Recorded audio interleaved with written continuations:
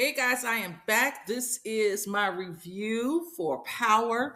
This is the final season, and they're going to break the season up into two parts. So I think we'll get 5 episodes for right now, and then the next five or however many is in the next in September. So this is the first episode. I think it's season 4, and it picks up right where it left off. Braden came in and saved the day, at least helped Tariq escape because Tariq was getting ready to get permanently deleted.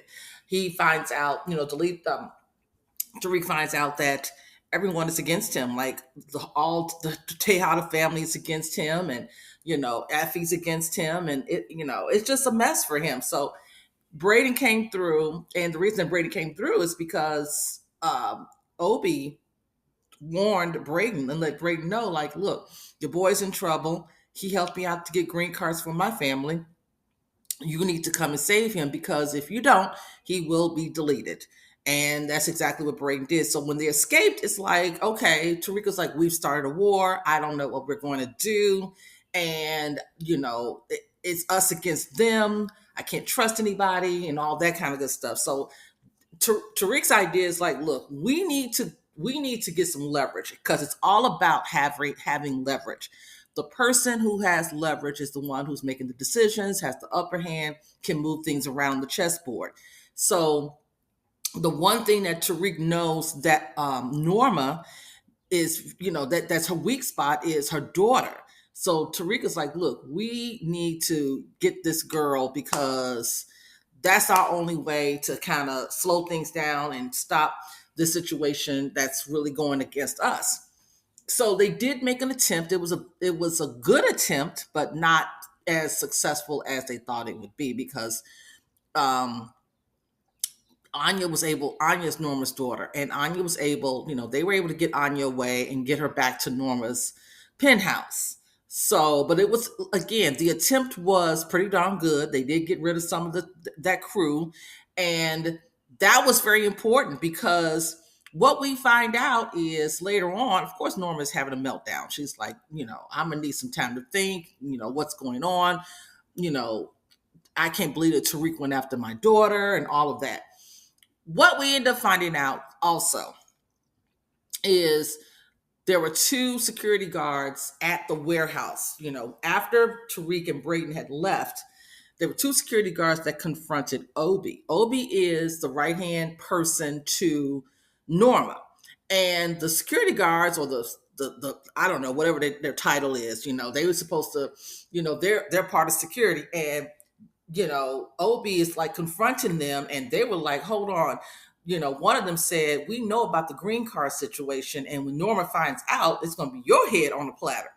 So Obi immediately kills them. Norma walks up on it and was like, wait a minute, what's going on here? And he was like, oh, these two allowed Braden to get in. That's why, they escaped and all of that. So Norma really didn't think anything more about that because, again, she's pissed off about them going after her daughter. Well, first, at this point, she's pissed off at them for being able to escape. And Braden ends up shooting, what's his name, Kane, in the arm. So Kane is injured.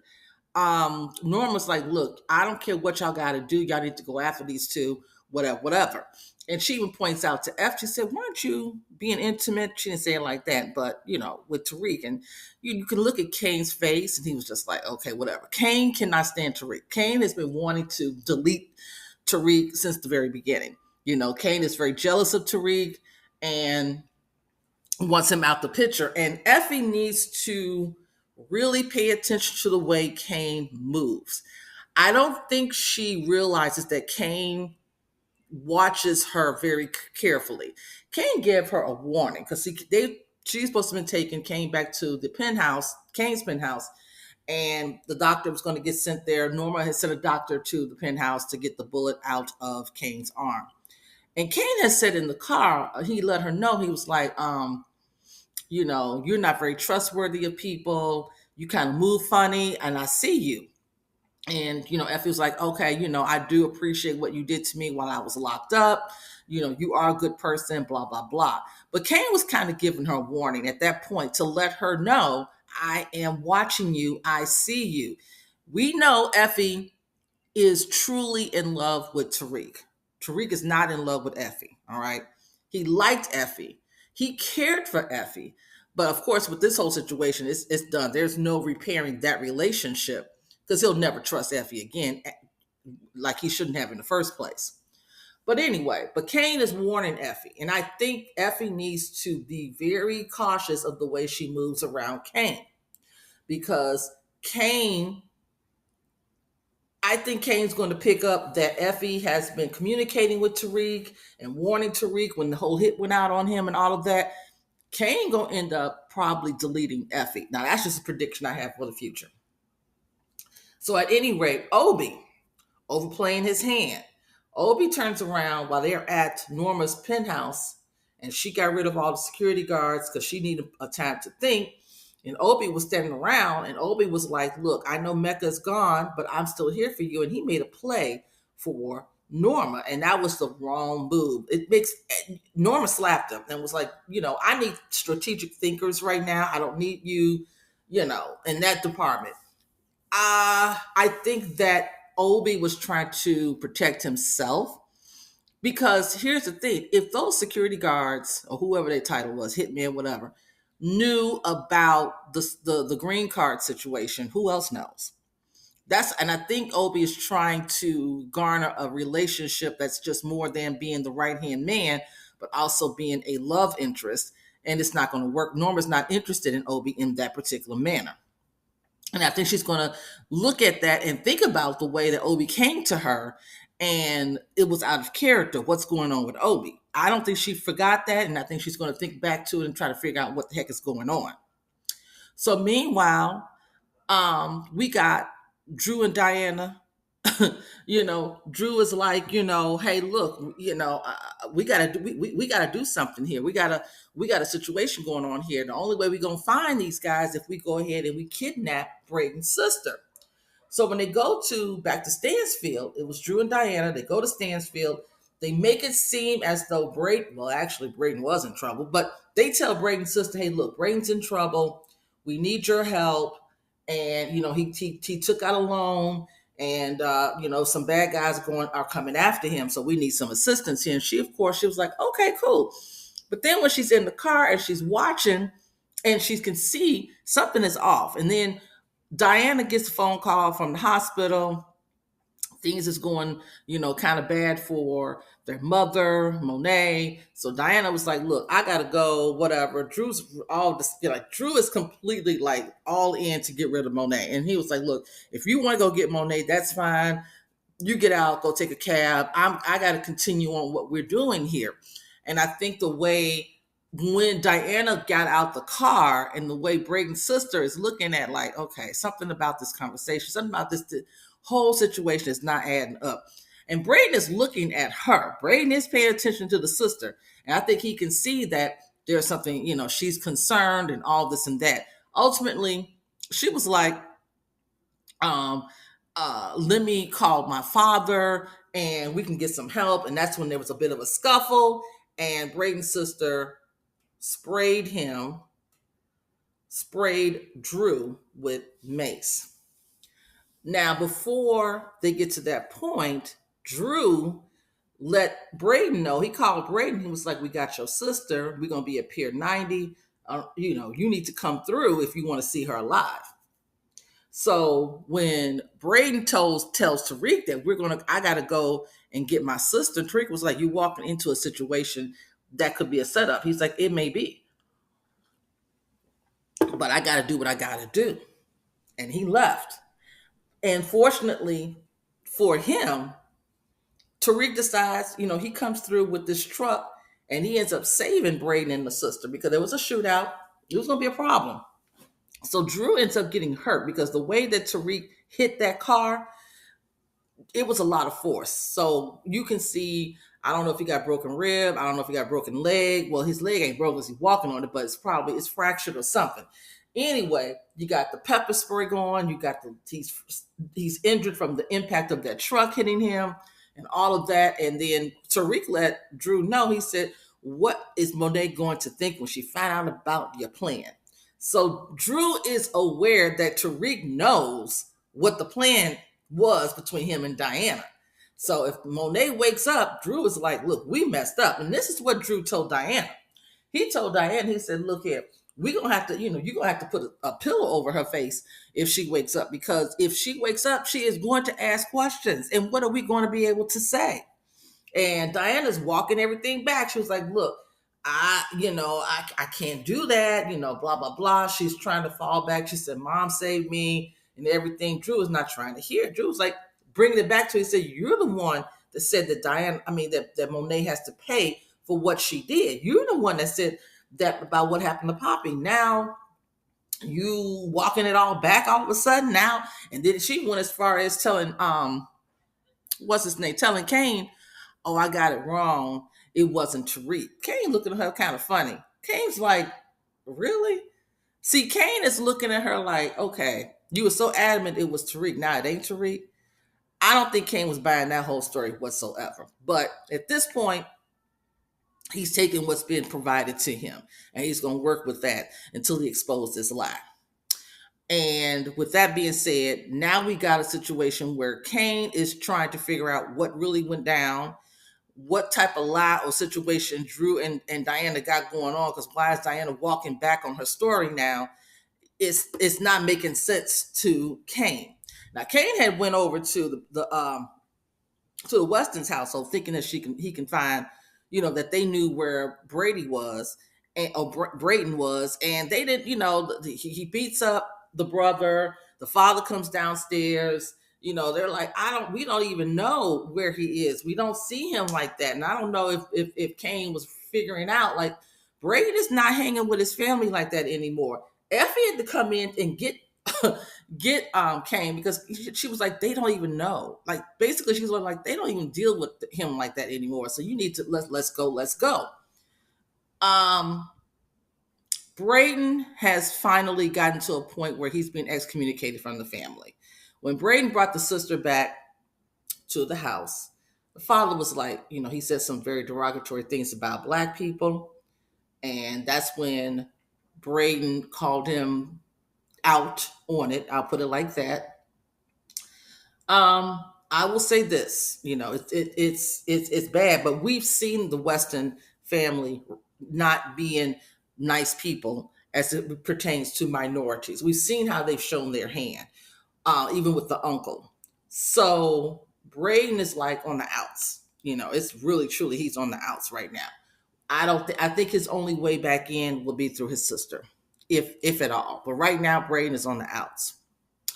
Tariq called Davis McLean. Now, Davis McLean's license, his law license is suspended. And so when Tariq called asking for help, Davis was like, listen, I can't even speak to you as an attorney right now because my stuff is all messed up right now.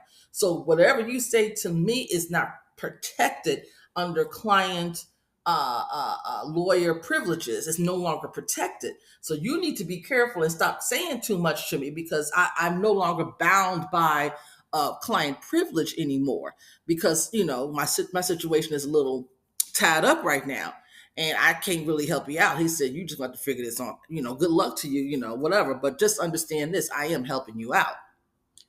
Tariq didn't get it at first, but later on, when Tariq got a phone call from Davis later on, because Norma and Obi made a visit to Davis' house. And when they came to the house, they were like, look, we're looking for Tariq. And we know that you Tariq's attorney, so you can get in contact with Tariq. We'll give you 100K for Tariq. And he was like, I don't give up my clients like that. And he said, and for me to not take that money that you offered must say a lot. You must understand that. So they left. And then Davis calls up Tariq and was like, look, there's 100K a piece out bounties on your head. I suggest you leave New York. He said, I hope you got some stash somewhere. And Tariq was like, yeah, I do. It's at Stansfield. He said, well, you better get that and get up out of here because the bounty is out on you. Okay. And so Tariq was like, thanks for looking out. So I am seeing that Davis is truly trying to be in Tariq's corner. I think he's going to continue to be in Tariq's corner. but he might have to play both sides of a fence. Now, from what I can tell of Davis, I don't know if he's ever played double agent. I don't get the impression he's that type of person, unlike Sax. Sax was just no loyalty whatsoever. He played all kind of sides, and ultimately that got him deleted. I don't think that Davis McLean works that way. It doesn't seem to go with his character, but I think he's gonna make it seem like he's working against Tariq. He's gonna be placed in some serious situation where his back's gonna be against the wall. It's gonna be very interesting to see how he's gonna have to get his hands dirty. He really is. So with this in mind, Tariq is like, okay, we gotta get this money. Tariq is reminiscing and talking about what if we, we're able to be regular college students, living our lives. We weren't part of this game. And it's such a coincidence that he would say all of that, considering, let's think back, considering the fact that this is what Ghost has said he didn't want him to be a part of. Ghost had already told him, this is the life that I don't want you to be a part of. This is why I provided you with the private education and all this other good stuff. I didn't want you to see this side of life because it's not a fun side to be a part of.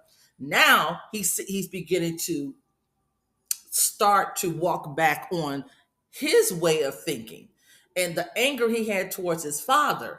Now he's starting to see more and more. We're seeing every season, we start seeing more of Tariq realizing how his father was correct in what he was doing. And, it's now like, okay, you're in so deep. How do you get out of it? And that's not going to be a simple situation. Tariq is in a real bind. Well, him and Braden both are in a real bind here. So now they got to go back to Stansfield, right? They got to go back to Stansfield to try to get this money.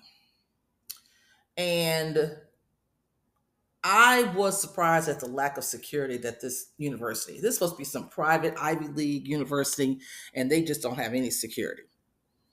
So with this in mind, we got them going back to Stansfield. We see Kane and Effie go back to Stansfield, right? Everybody's going to run to Stansfield because we done got the clue that for some reason that Braden and Tarika is going to be heading back to Stansfield for some odd reason. Who knows? I don't know how they were knowing that that's what they were going to do. Even the hit people were going back to Stansfield. I'm like, this is hilarious. But anyway, we get Junior. I was very surprised that Junior was removed as quickly as he was, because Junior, the way he was introduced, Junior is Paz's son. And I'm thinking like, okay, Junior's going to avenge his aunt's demise. But that's not what happened. Junior ended up, Junior was like, I got these, this hard drive information from Saks and all of that, and I'm going to pursue this, and I got this information. And Blanca had told him initially, like, look, you need to let this go. This office is not dealing with that. You need to let it go. I don't want, a person who unalives people out here on the streets either. But in this situation, you're going to have to leave this alone. Paz told him the same situation. But he, of course, going to do his own thing, go rogue. And when he ended up going rogue, it ended up costing him his life. In the process of Junior confronting Tariq, Junior lets Tariq know, I'm Paz's son. Angela was my aunt. And this brings up, Tariq's past that, Tariq never saw for Angela. And he even told Junior, he said, your aunt was bad for my father. And your aunt is the reason why my family was disbanded. She caused a lot of problems. And before he got rid of Junior, he, did a little negotiation with Norma. He did a little video call, let her know, like, this guy has been investigating you. He's got some stuff on his hard drive here that can expose you. You need to call off the hit guys and all of that. So Norma was like, okay, she called the hit off. After that, Mr. Junior got deleted. But before he got deleted, he let Tariq know that he was familiar with the whole green card situation favor that he did for Obi's family. And he said, wait until I find, wait until Norma finds out what went down, how you made this happen. One of the hitmen was overhearing that, came out, tried to get to Junior, and Junior ended up deleting him. But there was another hit person out there with some knives, and we didn't see where that person was. They didn't show where that person was. I think that person also heard what was being said.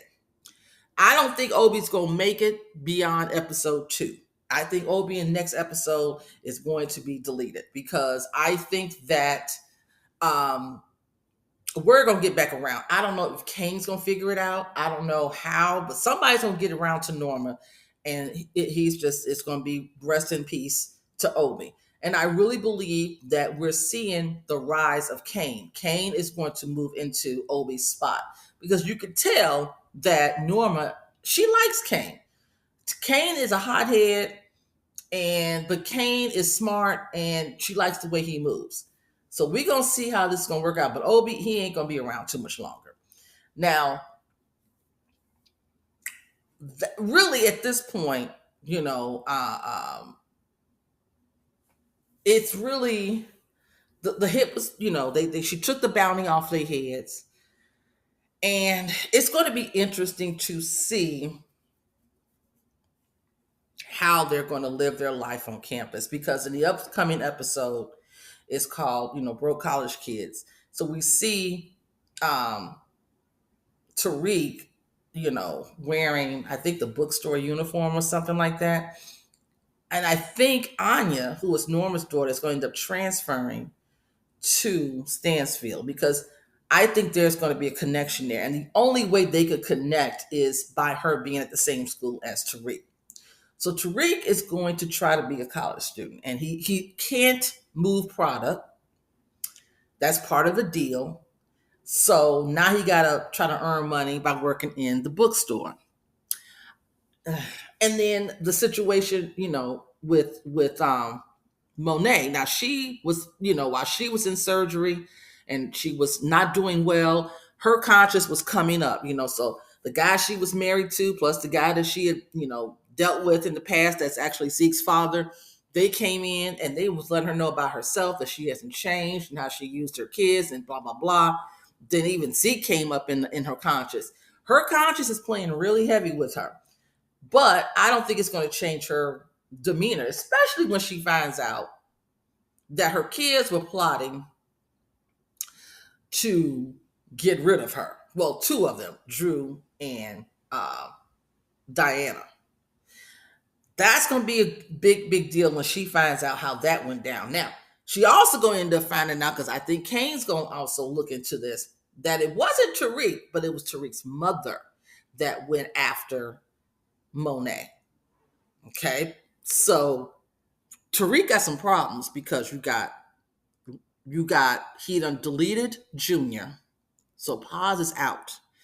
She gonna be out for blood. We have this new cop, played by Michael Ealy. They showed him in the church. He's confessing, and he's talking about, help. He's still, whoever Diana was, or whoever, I don't know if that was his fiance, his wife, his sister, his daughter. I don't know, whoever Diana was. He wants to basically avenge her, and there is a connection between Paz and the Michael Ealy character. I don't know what it is yet, but there's some connection there.